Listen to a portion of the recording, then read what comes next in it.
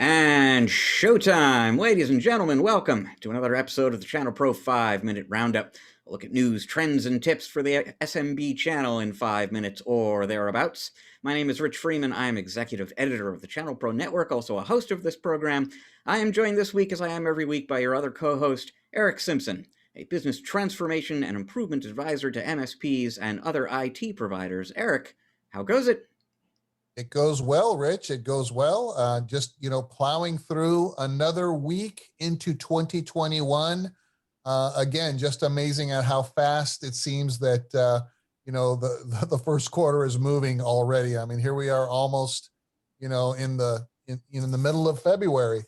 And if I blink, it just seems like not too long ago, it was Christmas and the holidays. So I'm definitely feeling like it's an accelerated kind of a time period for me anyways. It's a lot going on.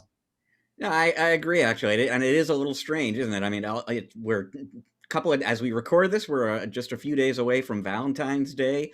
But pitchers and catchers report for spring training in a few days. It does seem like that all happened very, very quickly. Yeah. Maybe we were just maybe operating a little bit more in a slower pace last year or something. Maybe it's hopefulness that we'll turn the corner and get vaccinated and things like that. But I think there's a little bit excitement and a little bit of a just it seems things are going a little bit quicker than they were last quarter for me. Well, I'll take it. I'll take it. Let's race ahead to our post-pandemic future, as far as I'm concerned. Uh, you know who else has a lot going on lately, and things are moving fast? That would be SolarWinds MSP, and they are the subject of our top story this week. Because just yesterday, as a matter of fact, they held a partner conference, and they've been doing these partner conferences on a regular basis for at least the last year online. But they dedicated this one really 100% to security related issues. And the reason for that is completely obvious to anyone who is watching this program right now. The parent company of SolarWinds MSP, SolarWinds Corporate, obviously was swept up in that enormous hack involving their Orion network management tool late last year. Malware inserted into the product by hackers believed to be associated with Russian intelligence all over. This is the kind of bad news that makes it to the Wall Street Journal and the New York Times. So extremely bad news for them. Now, what SolarWinds MSP said at the time, and has been reiterating ever since, is that there is no indication whatsoever that the compromise to Orion had any crossover to either of the two RMM tools that SolarWinds MSP sells. And they reiterated that point yesterday during the partner event. But they've obviously been getting a lot of questions. They have a lot of partners who are concerned about the security situation. And as they quite frankly put it, there are a lot of rumors floating around out there. Rumors sometimes travel faster and more readily than facts. And so they really viewed this conference as a chance to kind of set the record straight a little bit and focus on what really happened and what didn't. What was interesting, most interesting about it to me, at least for our purposes here, is that there were certain things that they talked about, both on the event and in a conversation with me, that I think indicate what life is going to be like for companies like SolarWinds MSP and ConnectWise and Datto and Kaseya, et cetera, forever, essentially at this point, given how much attention they're attracting from hackers and the dangers to their platform that are out there. And this is something you and I have been talking about for a long time, the due diligence that these companies really need to perform to make sure that their products remain safe. Just a few of the things that SolarWinds MSP has done in the last couple of months, based on the fact that Orion got compromised. They now have a two-way build process on their RMM systems, which basically means they take the source code, they turn it into object code, but then they check the object code against the original source code to make sure that there weren't changes somewhere along the line. So they verify the integrity of the build at the end of the build process. They have multiple build pipelines now. So dev, I believe, has one, test has one. They have another that's just there for no other reason than to serve as a checkpoint against the other two. So I should say the access rights are such that no one person can access all of those different build pipelines. But they, at the end of the dev pipeline or the build or the test pipeline, they can check the output of that process against that clean sort of, segmented off build, again, to make sure there was no tampering. SolarWinds MSP, actually SolarWinds brought in CrowdStrike to perform a thorough sweep, a threat hunt across the environment. 90%, over 90% of SolarWinds MSPs servers and workstations have been inspected. They did a forensic process with KPMG. They brought, and this was some news that broke last year, but they hired the Krebs Stamos group. So Chris Krebs and Alex Stamos, two of the most respected cybersecurity experts in the industry. They've come in to do consulting as well. So I commend SolarWinds MSP for the actions they've taken. I think it was smart of them to spend some time telling people about this stuff, emphasizing this kind of stuff. There was a lot of other information they shared during the event. I think the worst thing you could say maybe about them is you wonder why some of these things weren't in place earlier. And again, I think the moral of the story here basically is this is what life is going to be like for you if you make a network management tool, an RMM tool, any other kind of network management tool. It's a very tempting target for attackers. And this is the kind of stuff you're going to have to do to keep the code safe. And this is the kind of transparency, I think, that you're going to have to practice with your partners to make sure they know what's going on and can communicate it to their customers. Yeah, I'm in violent agreement with you from the perspective of tip of the hat for their response, right? Their response uh, to the transparency, to sharing what happened, to reminds me of that.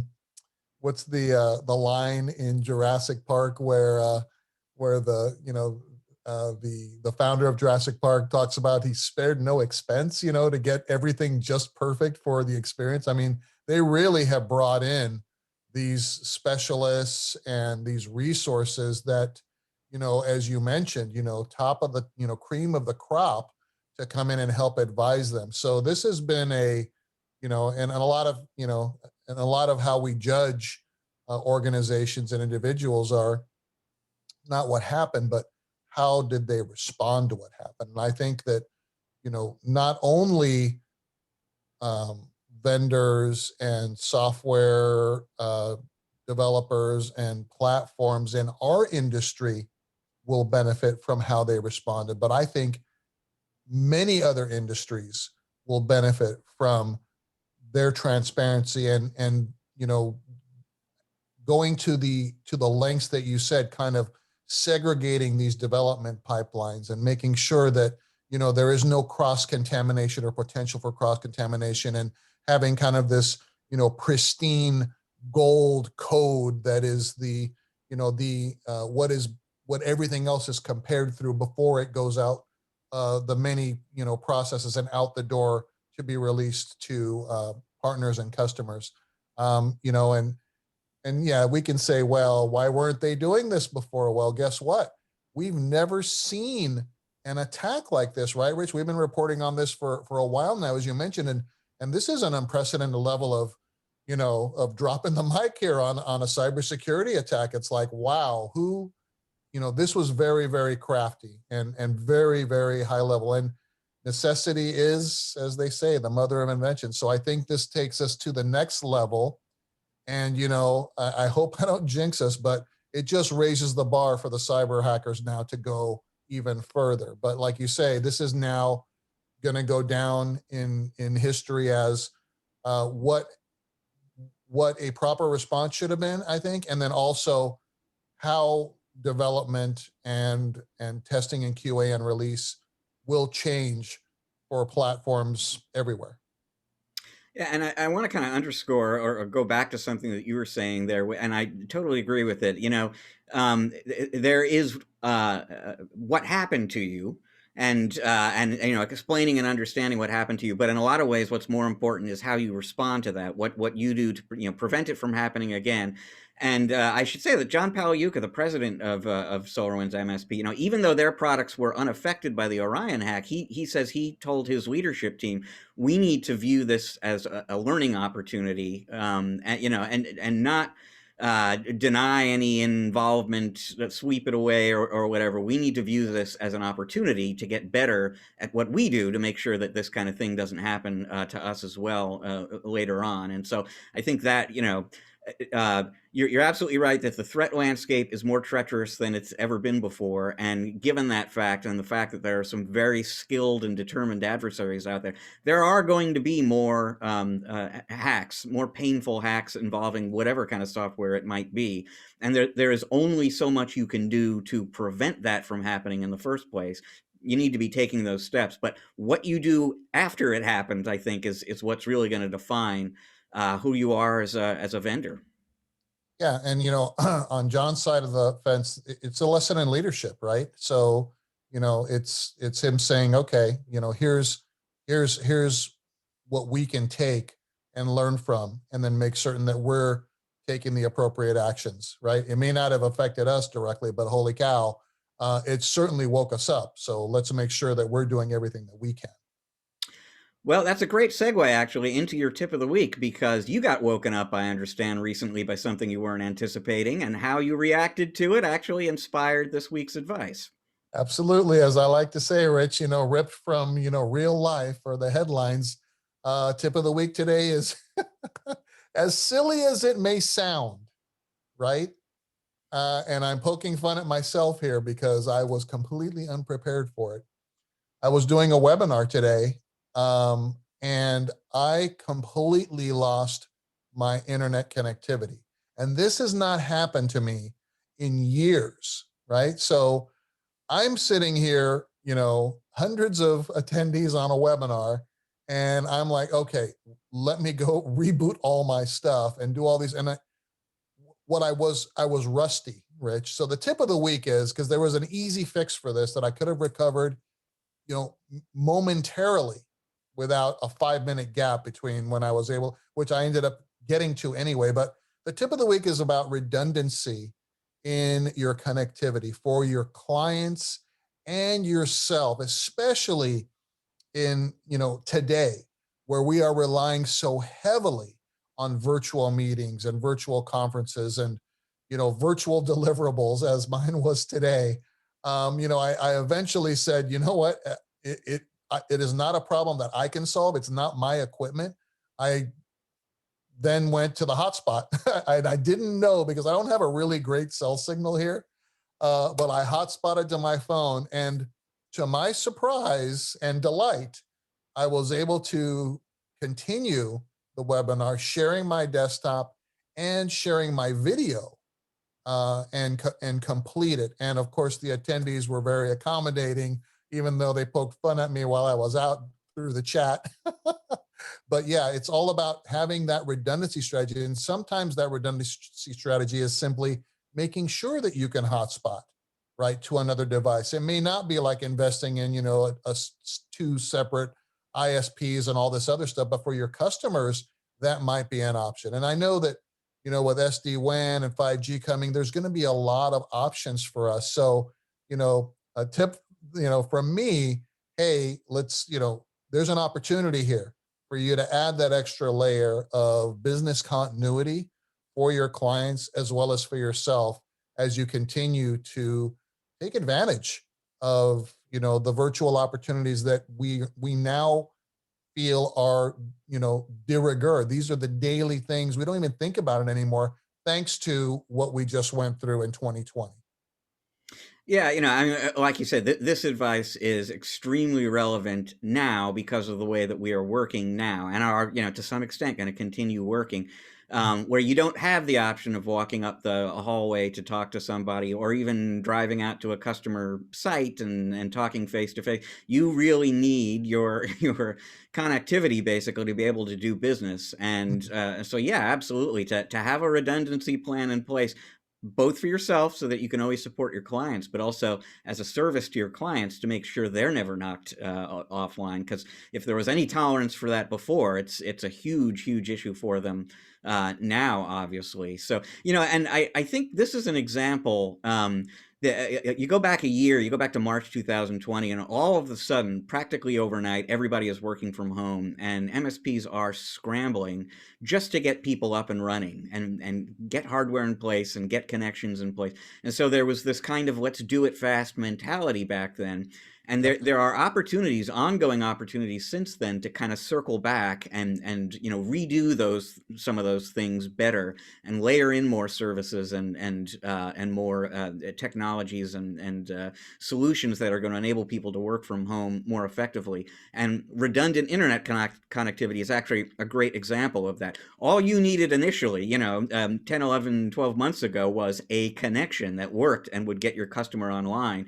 Now Right. you can go back and say, well, let's make sure that there's nothing that will knock you offline. Let's get you some backup connectivity on top of that initial connection that we set up earlier on.